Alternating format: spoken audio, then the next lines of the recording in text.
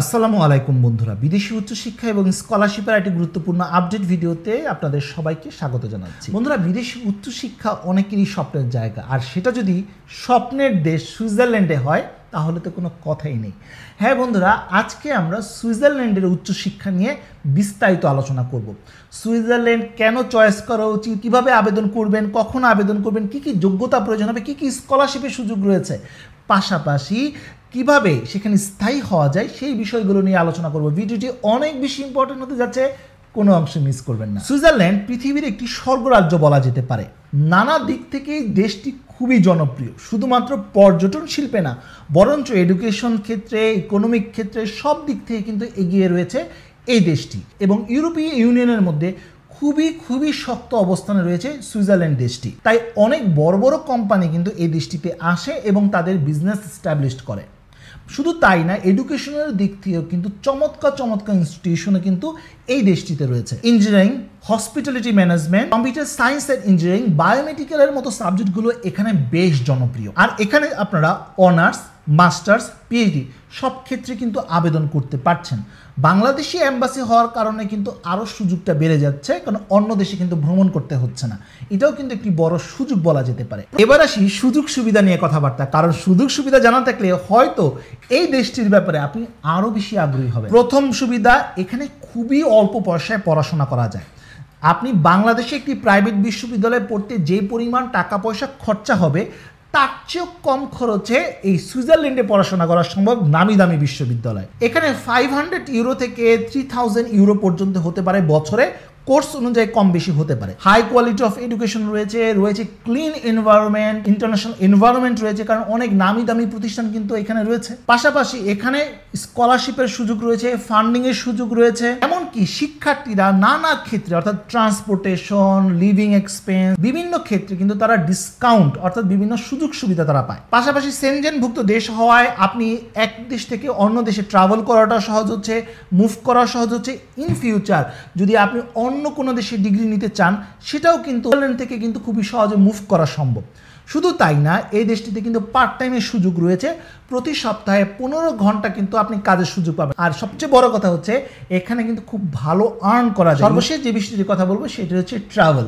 যেহেতু ইউরোপ এমনি একটি সুন্দর জোন, আর সুইজারল্যান্ড হচ্ছে পৃথিবীর স্বর্গ, আর তাই এই জায়গাটিতে যদি আপনি আসতে পারেন, ভ্রমণ নিয়ে কোনোদিন কোনো অভিযোগই থাকবে না। নানা জায়গায় ঘুরতে পারবেন, আর ইউরোপকে দেখার কিন্তু সুযোগ আপনি পেয়ে যাচ্ছেন। এখন প্রশ্ন আসতে পারে, ভাইয়া এত সব সুবিধার কথা বললেন, অসুবিধা নেই?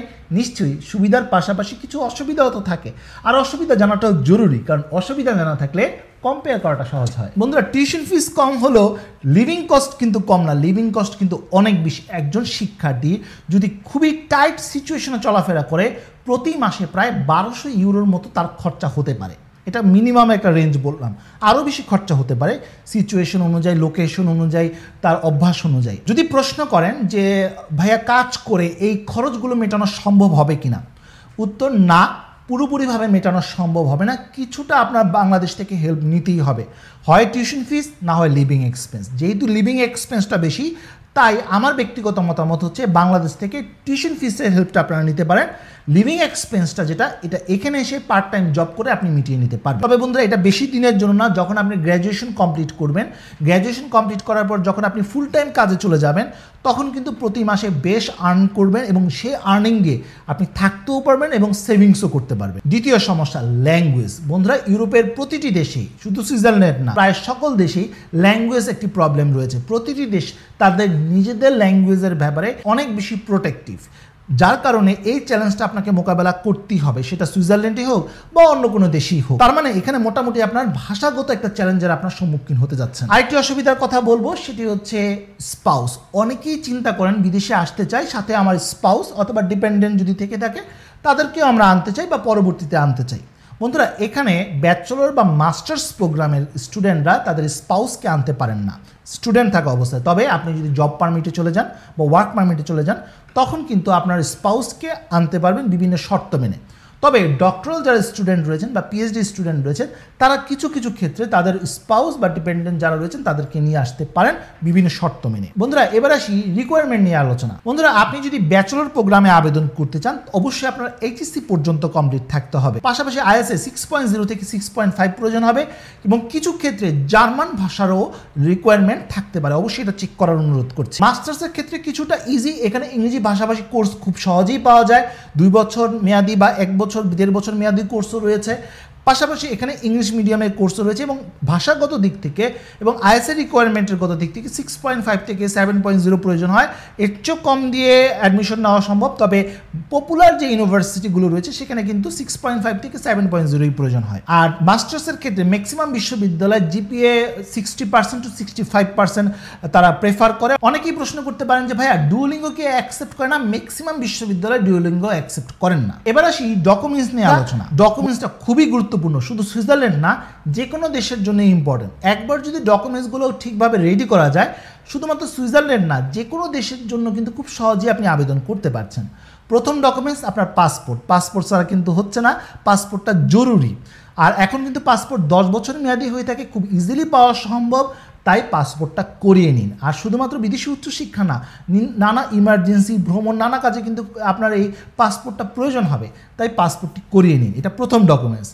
দ্বিতীয় ডকুমেন্টস আপনার সার্টিফিকেট, মার্কশিট, টেস্টিমোনিয়াল যতটুকু পর্যন্ত আপনার রয়েছে। প্রয়োজন হবে আইএলটিএস, টোফেল বা অন্য ভাষা কোনো সার্টিফিকেট। প্রয়োজন হবে রেকমেন্ডেশন লেটার 2টি, অর্থাৎ আপনি যে প্রতিষ্ঠান থেকে পাস করেছেন সেই প্রতিষ্ঠানের 2 জন শিক্ষকের কাছ থেকে 2টি রেকমেন্ডেশন লেটার অবশ্যই আপনি নিয়ে নেবেন। প্রয়োজন হবে স্টেটমেন্ট অফ পারপাস বা মোটিভেশন লেটার, কোর্স অনুযায়ী সাবজেক্ট অনুযায়ী এটা প্রয়োজন হবে। এছাড়া পিএইচডি শিক্ষার্থীদের ক্ষেত্রে রিসার্চ প্রপোজাল দরকার হতে পারে, সিভি সবার ক্ষেত্রে প্রয়োজন হবে।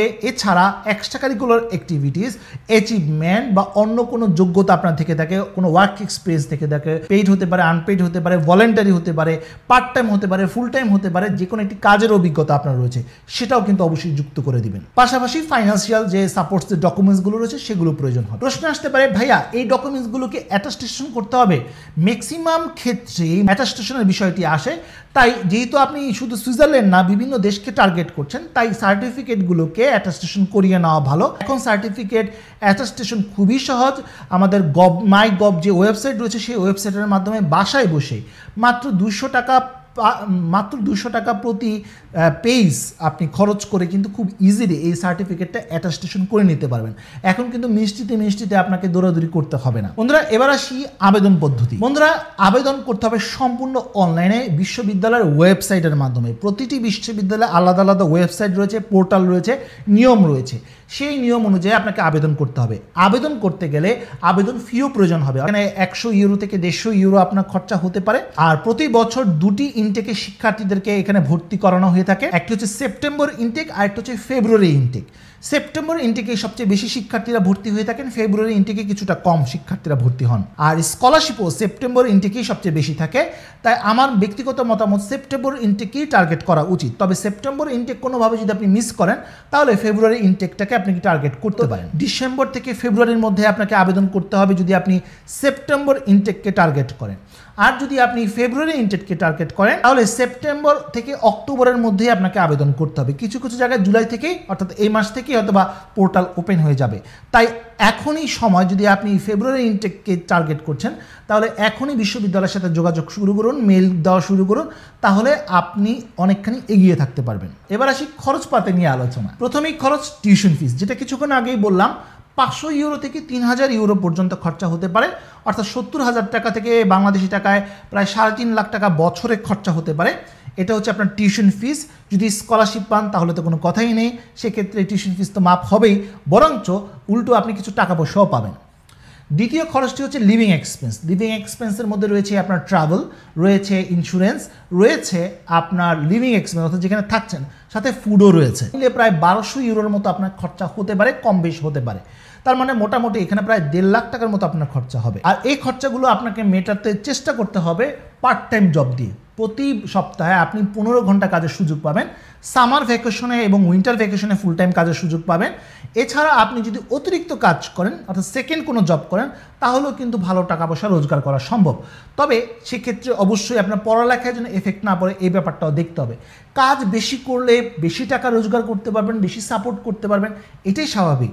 কিন্তু আপনার যদি পড়াশোনাটা মেনটেন করতে চান এবং আপনি এখান থেকে গ্র্যাজুয়েশনটা কমপ্লিট করতে চান এবং পরবর্তীতে এটার ওয়ার্ক যে এবং এই দেশে আপনি কাজ করতে চান, সেক্ষেত্রে কিন্তু অবশ্যই আপনাকে রেজাল্টও ভালো করতে হবে এবং কাজও পাশাপাশি করতে হবে। সেক্ষেত্রে আমার ব্যক্তিগত মতামত, বাংলাদেশ থেকে আপনি যে লেখাপড়ার যে খরচাটা আছে সেটা আপনি হেল্প নিতে পারেন, আর পার্ট টাইম জব করে আপনার লিভিং এক্সপেন্সগুলো আপনি মেটাতে পারেন। স্কলারশিপের সুযোগ নেই? হ্যাঁ, স্কলারশিপের সুযোগ রয়েছে। এখন এটা নিয়ে আমরা আলোচনা করব। বন্ধুরা, সুইজারল্যান্ডে বেশ কিছু স্কলারশিপ রয়েছে, কিছু গভর্নমেন্ট স্কলারশিপ রয়েছে, নন গভর্নমেন্ট স্কলারশিপ রয়েছে, ইউনিভার্সিটি বেসিস স্কলারশিপও রয়েছে। যেমন গভর্নমেন্টের মধ্যে সুইস গভর্নমেন্ট এক্সেলেন্স স্কলারশিপ রয়েছে, তবে এটা মূলত পিএইচডি বা মাস্টার্সের শিক্ষার্থীদের জন্য, যেখানে প্রায় সবকিছুই কভার করা হয়। এছাড়া রয়েছে ইটিএইচ এক্সেলেন্স স্কলারশিপ, এটাও মূলত মাস্টার্সের জন্য।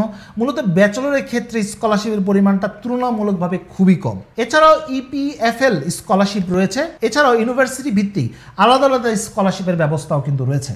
তাই আপনি যে বিশ্ববিদ্যালয়ে আবেদন করছেন সেই বিশ্ববিদ্যালয়ের ওয়েবসাইটটা ভালোভাবে চেক করা উচিত, অথবা যখন মেল দিচ্ছেন তাদেরকে এটাও জিজ্ঞেস করা উচিত আপনাদের বিশ্ববিদ্যালয়ে কী কী স্কলারশিপের ফ্যাসিলিটিস রয়েছে যেখানে আমি আবেদন করতে পারি।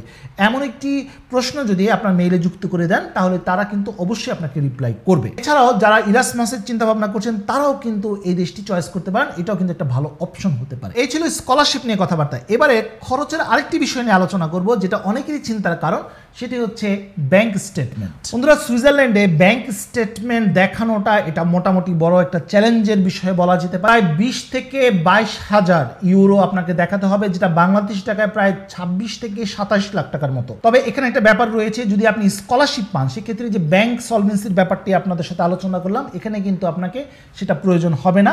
কারণ আপনি যদি ফুল ফান্ডেড স্কলারশিপ পেয়ে যান, অর্থাৎ স্কলারশিপের ধরনের উপর নির্ভর করছে যে কত টাকা আপনাকে দেখাতে হবে। যদি আপনার লিভিং এক্সপেন্স সব কিছু তারা বেয়ার করে তাহলে কিন্তু এগুলো কিছুই লাগছে না। যদি পার্শিয়াল স্কলারশিপ হয়ে থাকে তাহলে হয়তো বা পার্শিয়াল ব্যাংক সলভেন্সি আপনার প্রয়োজন হবে। অর্থাৎ আপনার সিচুয়েশন অনুযায়ী এই ব্যাংক সলভেন্সির কম বেশি একটা ব্যাপার রয়েছে। সর্বশেষ যে বিষয়টি নিয়ে আলোচনা করব সেটি হচ্ছে স্থায়ী হওয়ার নিয়ম। বন্ধুরা, সুইজারল্যান্ডে ব্যাচেলর থাকা অবস্থায় আপনি কিন্তু পিআর পাবেন না, বা স্টাডি থাকা অবস্থায় আপনি পিআর পাচ্ছেন না।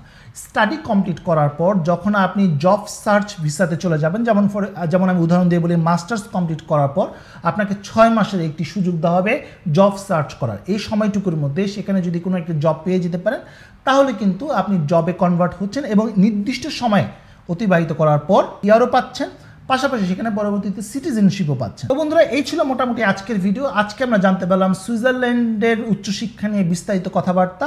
ইনশাল্লাহ আগামীতে সুইজারল্যান্ডের বিভিন্ন স্কলারশিপ নিয়ে কথাবার্তা বলবো, কিভাবে একটি বিশ্ববিদ্যালয়ে আবেদন করতে হয় সেই বিষয়গুলো নিয়ে ইনশাল্লাহ ভিডিও থাকবে। এই ভিডিওগুলো পাওয়ার জন্য অবশ্যই আমার চ্যানেলটি সাবস্ক্রাইব করে রাখতে হবে। তো বন্ধুরা, আজ এই পর্যন্ত, সবাই ভালো থাকুন, সুস্থ থাকুন, দেখা হবে আগামী কোনো ভিডিওতে। সে পর্যন্ত আল্লাহ হাফেজ।